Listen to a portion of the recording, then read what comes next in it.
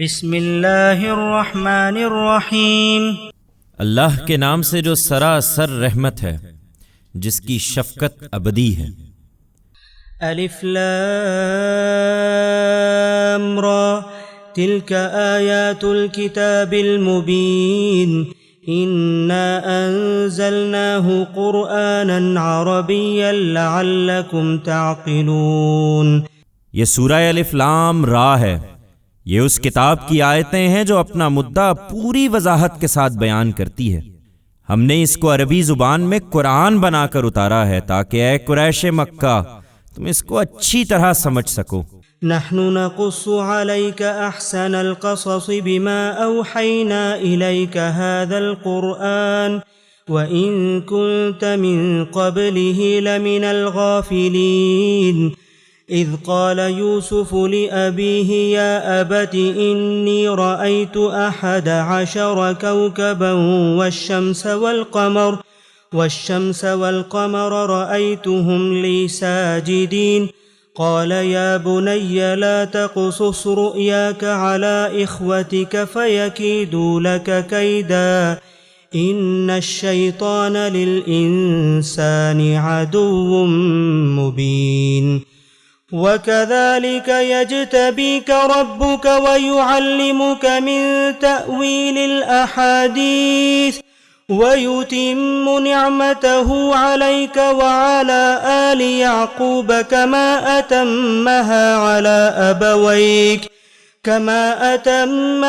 على أبويك من قبل إبراهيم وإسحاق ان ربک علیم حکیم۔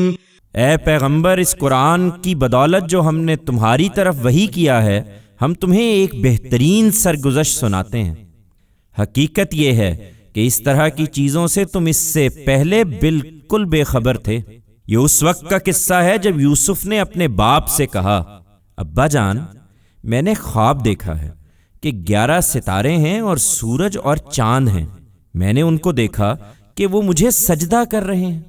جواب میں اس کے باپ نے کہا، بیٹا، اپنا یہ خواب اپنے بھائیوں کو نہ سنانا، ایسا نہ ہو کہ وہ تمہارے خلاف کوئی سازش کرنے لگیں۔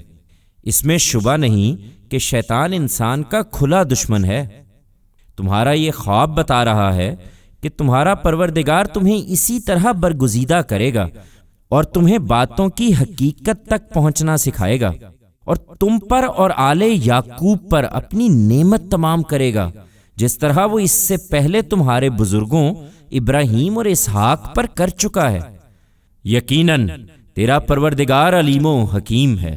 لقد كان في يوسف وإخوته آيات للسائلين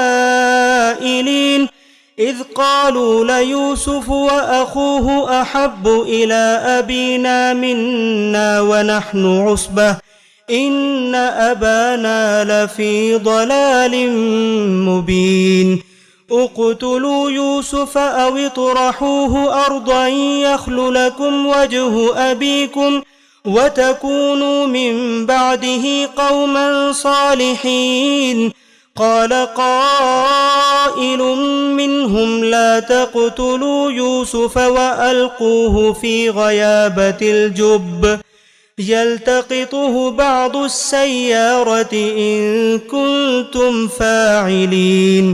حقیقت یہ ہے کہ یوسف اور اس کے بھائیوں کی سرگزشت میں پوچھنے والوں کے لیے بہت سی نشانیاں ہیں۔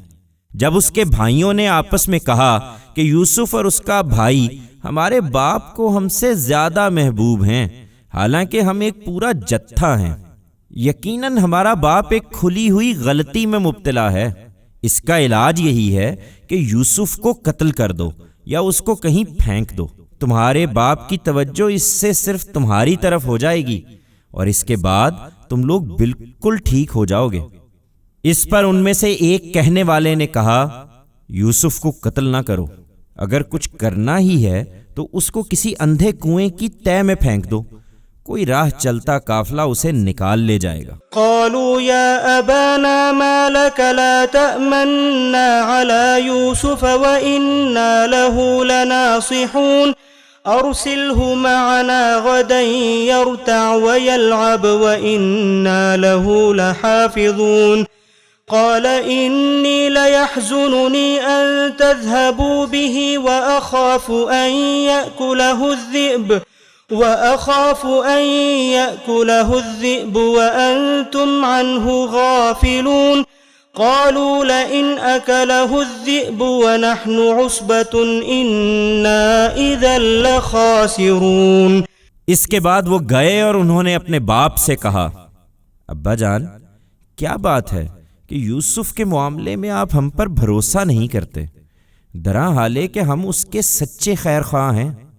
اسے کل ہمارے ساتھ جانے دیجئے، ذرا کچھ چر چگ لے اور کھیلے کودے، ہم اس کی حفاظت کے ذمہ دار ہوں گے۔ باپ نے کہا، مجھے یہ چیز افسردہ کر دیتی ہے کہ تم اسے لے جاؤ، اور ڈرتا ہوں کہ تم اس سے غافل ہو اور اسے بھیڑیا کھا جائے۔ انہوں نے جواب دیا، اگر اسے بھیڑیے نے کھا لیا جبکہ ہم ایک جتھا ہیں، تب تو ہم بڑے ہی نامراد ہوئے۔ فلما ذهبوا به وأجمعوا أن يجعلوه في غيابة الجب وأوحينا إليه لتنبئنهم بأمرهم هذا وهم لا يشعرون وجاءوا أباهم عشاء يبكون قالوا يا أبانا إنا ذهبنا نستبق وتركنا يوسف عند متاعنا فأكله الذئب وما أنت بمؤمن لنا ولو كنا صادقين وجاءوا على قميصه بدم كذب قال بل سولت لكم أنفسكم أمرا فصبر جميل والله المستعان على ما تصفون۔ اس طرح اصرار کر کے جب وہ یوسف کو لے گئے اور بالآخر طے کر لیا کہ اس کو کنویں کی تہ میں پھینک دیں، اور ادھر ہم نے اس کو وحی کر دی کہ تم ایک دن ان کی اس حرکت سے انہیں ضرور آگاہ کرو گے جب انہیں کچھ خیال بھی نہ ہوگا، اور اس کو کنویں میں گرا کر وہ روتے پیٹتے کچھ رات گئے اپنے باپ کے پاس پہنچ گئے۔ انہوں نے آ کر کہا، ابا جان ہم دوڑ کا مقابلہ کرنے میں لگ گئے تھے اور یوسف کو ہم نے اپنے سامان کے پاس چھوڑ دیا تھا کہ اتنے میں بھیڑیا آیا اور اس کو کھا گیا، مگر آپ تو ہماری بات کا یقین نہ کریں گے اگرچہ ہم بالکل سچے ہوں۔